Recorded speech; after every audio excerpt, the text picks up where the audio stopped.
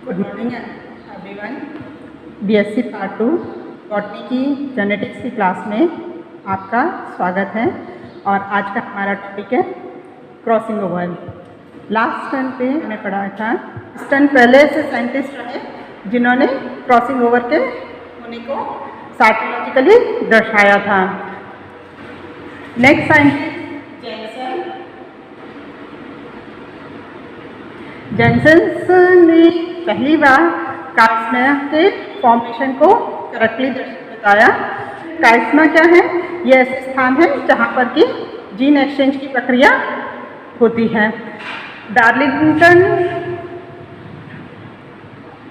ने gene exchange की संपूर्ण प्रक्रिया को डिटेल में अच्छे से दर्शाया और समझाया था।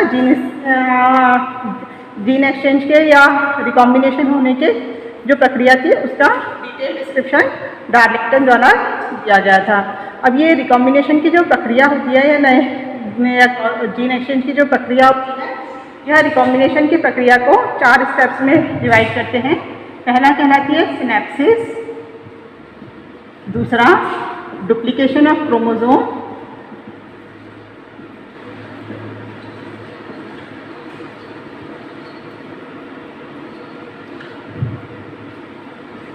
क्रॉसिंग ओवर,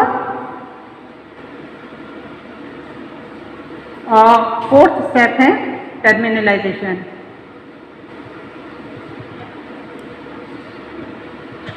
इस प्रकार रिकॉम्बिनेशन की प्रक्रिया टोटल 4 स्टेप्स में संपन्न होती है। फर्स्ट सिनेप्सिस, दूसरा डुप्लीकेशन ऑफ क्रोमोसोम, तीसरा क्रॉसिंग ओवर, फोर्थ टर्मिनलाइजेशन। अब देखें रिकॉम्बिनेशन होता कब है? जब गैमीट्स का फॉर्मेशन हो रहा है। गैमीट्स का फॉर्मेशन हमेशा मियोसिस के द्वारा होगा। मियोसिस की 2 अवस्थाएं होती हैं, जिसमें से जो मियोसिस फर्स्ट है ये ऐसी अवस्था है जिसमें रिकॉम्बिनेशन की प्रक्रिया संपन्न होगी। मियोसिस सेकेंड केवल एक माइटोटिक टाइप का डिवीजन है, उसमें रिकॉम्बिनेशन की प्रक्रिया नहीं हो रही। मियोसिस फर्स्ट जो फर्स्ट स्टेप है मियोसिस का, उसमें रिकॉम्बिनेशन की प्रक्रिया संभव होगी। मियोसिस फर्स्ट की प्रोफेज फर्स्ट जो अवस्था है वो रिकॉम्बिनेशन के हिसाब से सबसे इम्पोर्टेंट अवस्था होती है। अब इस प्रोफेज फर्स्ट को विभिन्न उप अवस्थाओं में बांटा गया है। पहली अवस्था लेप्टोटीन अवस्था है। लेप्टोटीन अवस्था ऐसी अवस्था होती है जिसमें कि गुणसूत्र पतले धागेनुमा होते हैं, और ऐसे यूँ पतले धागेनुमा होंगे लेकिन एक दूसरे से थोड़े से सेपरेट, आपको ऐसे धागे की तरह से लेप्टोटीन में आपको नजर आते हैं। अब नेक्स्ट जो अवस्था लेप्टोटीन के बाद सेकेंड अवस्था है जो कि जाइगोटीन कहलाती है। अब यह जो जाइगोटीन अवस्था होती है, इस जाइगोटीन अवस्था में क्या होता है, ये जो धागेनुमा गुणसूत्र होते हैं ये एक दूसरे के साथ पेयरिंग करते हैं। 2 संचार गुणसूत्र एक दूसरे के पास पास आके पैरेलल अरेंज हो जाते हैं। ठीक है। अब समजात गुणसूत्र क्या है? ये ऐसे गुणसूत्र हैं जिन पर कि जीन्स के पाए जाने का क्रम या पोजीशन या लोकस सेम होती है। समजात गुणसूत्र में से एक गुणसूत्र प्रत्येक जीव को माता से प्राप्त होता है, एक गुणसूत्र पिता से प्राप्त होता है, और यह माता और पिता से प्राप्त गुणसूत्र हैं जिनमें कि जीन्स का लोकस सेम है। एक प्रकार की एक ही कैरेक्टर के लिए जीन एक ही स्थान पर इनमें पाई जाएंगी। तो सारे गुणसूत्र ऐसे पेयर्स में अपनी पोजीशन के हिसाब से अरेंज हो जाएंगे और हमेशा समजात गुणसूत्र एक साथ अरेंज हुए होंगे। तो अब ये गुणसूत्रों का एक साथ जो अरेंज होते हैं, इसके मध्य में एक कॉम्प्लेक्स का फॉर्मेशन होता है। ये जो कॉम्प्लेक्स कहलाता है ये साइनेप्टोनीमल कॉम्प्लेक्स कहलाता है। तो साइनेप्टोनीमल कॉम्प्लेक्स का फॉर्मेशन जाइगोटीन अवस्था में होगा। प्रत्येक गुणसूत्र एक ही सूत्र का बना हुआ है, एक ही क्रोमेटिड गुणसूत्र में पाया जा रहा है। इस कारण से पेयर में 2 गुणसूत्र हैं तो यहाँ पर 2 क्रोमेटिड्स प्रेजेंट हैं, और यह अवस्था इस कारण से बाइवेलेंट अवस्था भी कहलाती है। 2 क्रोमेटिड हैं, प्रत्येक गुणसूत्र में एक एक क्रोमेटिड है और 2 समजात गुणसूत्र एक साथ हैं, इस कारण से, और ये आपस में पेयरिंग बनाए हुए हैं, साइनेप्टोनीमल कॉम्प्लेक्स का फॉर्मेशन करते हैं। तो यह जो अवस्था होती है ये अवस्था बाइवेलेंट अवस्था कहलाती है। नेक्स्ट अवस्था में क्रोमोसोम्स का डुप्लीकेशन होता है। डुप्लीकेशन किस तरीके से, अभी प्रत्येक क्रोमोसोम एक ही तंतु का बना हुआ है।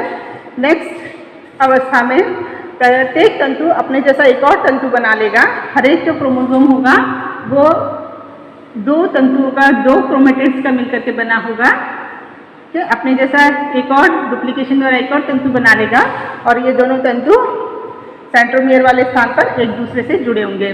हर एक संजात गुणसूत्र का हर एक गुणसूत्र अपने जैसा ही क्रोमेटिड का फॉर्मेशन कर रहा है। टोटल यहाँ पर 4 क्रोमेटिड्स हैं और हर संजात गुणसूत्र के क्रोमेटिड अपने अपने सेंट्रोमियर से जुड़े हुए हैं। टोटल 4 क्रोमेटिड एक पेयर में हो गए। तो यह जो अवस्था होती है यह टेट्रावैलेंट अवस्था कहलाती है। यह टेट्रावैलेंट का फॉर्मेशन पैकाइटिन प्रोफेज फर्स्ट की पैकाइटिन अवस्था में होता है। और यह जो पैकाइटिन अवस्था है जिसमें कि टेट्रावैलेंट का फॉर्मेशन हुआ है, यह जीन एक्सचेंज की मेन अवस्था भी होती है। अब ये सारा जो गुणसूत्रों की पेयरिंग हुई, आपस में गुणसूत्र आकर के यहाँ पे जाइगोटीन में एक साथ पेयरिंग कर रहे हैं। पैकाइटिन में इनका डुप्लीकेशन हो गया। पैकाइटिन अवस्था में ही डुप्लीकेशन होने के बाद क्या होगा कि संजात गुणसूत्र अपने अपने भागों को एक्सचेंज करेंगे। हमेशा एक यहाँ जो क्रोमेटिड्स बने हुए हैं, यह क्रोमेटिड्स के पार्ट्स टूट करके एक दूसरे से एक्सचेंज होंगे। यह एक्सचेंज की प्रक्रिया कब किस तरीके से रहेगी, एक संजात गुणसूत्र के क्रोमेटिड के भाग दूसरे संजात गुणसूत्र के क्रोमेटिड से जुड़ेंगे। एक संजात गुणसूत्र के क्रोमेटिड के पास उसी संजात गुणसूत्र के क्रोमेटिड से कभी भी नहीं जुड़ते। एक का पार्ट दूसरे संजात गुणसूत्र के क्रोमेटिड से जुड़ेगा और दूसरे का पहले के साथ तक जीन एक्सचेंज की प्रक्रिया संभव हो पाएगी। तो जो थर्ड प्रक्रिया जो क्रॉसिंग ओवर की प्रक्रिया होती है, ये इस प्रक्रिया में क्या होगा कि सबसे पहले जो एंडोन्यूक्लियस एंजाइम होते हैं, यह एंडोन्यूक्लियस एंजाइम इन क्रोमेटिड्स पर कार्य करते हैं। क्रोमेटिड पर क्या कार्य करके ये जो गुणसूत्र होंगे, ये गुणसूत्र आपस में एक दूसरे पर काफ़ी हद तक काफ़ी लिपट जाते हैं। पैकाइटिन अवस्था तक में आपको यहाँ सेपरेट करके दिखा दिए, ये गुणसूत्र आपस में एक दूसरे से काफ़ी लिपटे हुए रहते हैं। और पैकाइटिन अवस्था में ये जहाँ लिपटे होंगे, यहाँ पर एंडोन्यूक्लियस एंजाइम्स क्या करेंगे, थोड़ी थोड़ी दूरी पर कट लगाएंगे।